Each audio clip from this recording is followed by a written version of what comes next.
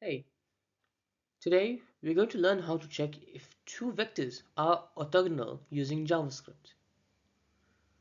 Now, orthogonal means they're perpendicular.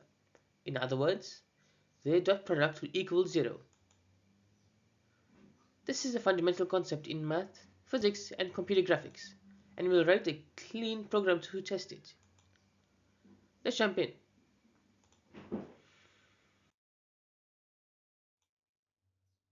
Vectors are arrays of numbers representing direction and magnitude.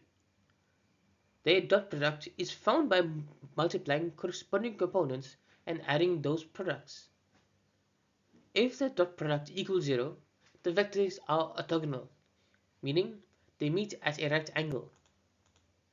We create a function that performs this calculation and returns true or false. Here's the core function.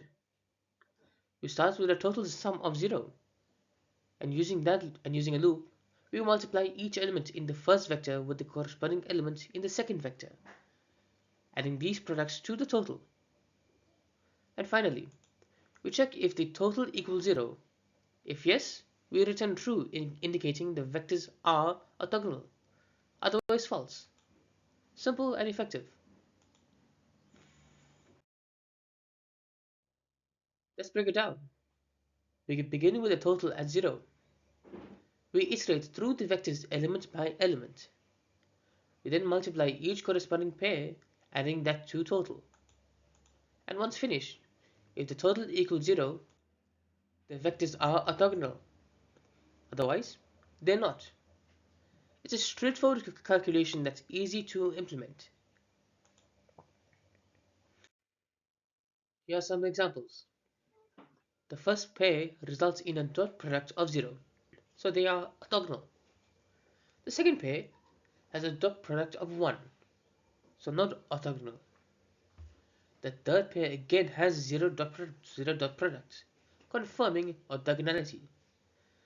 This validates our function's accuracy. Orthogonal vectors are fundamental in many fields.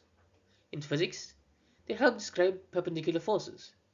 In graphics, they're used in lighting calculations.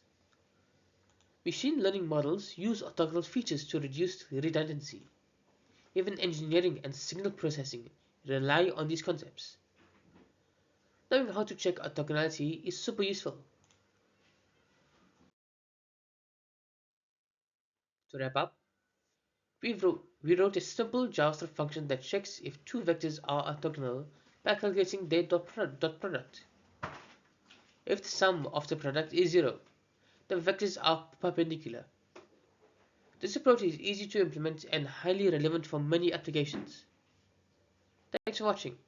See you in the next tutorial. Thank you for watching. If you enjoyed this video, please make sure to like, share and subscribe for more JavaScript tutorials. I'll see you in the next one.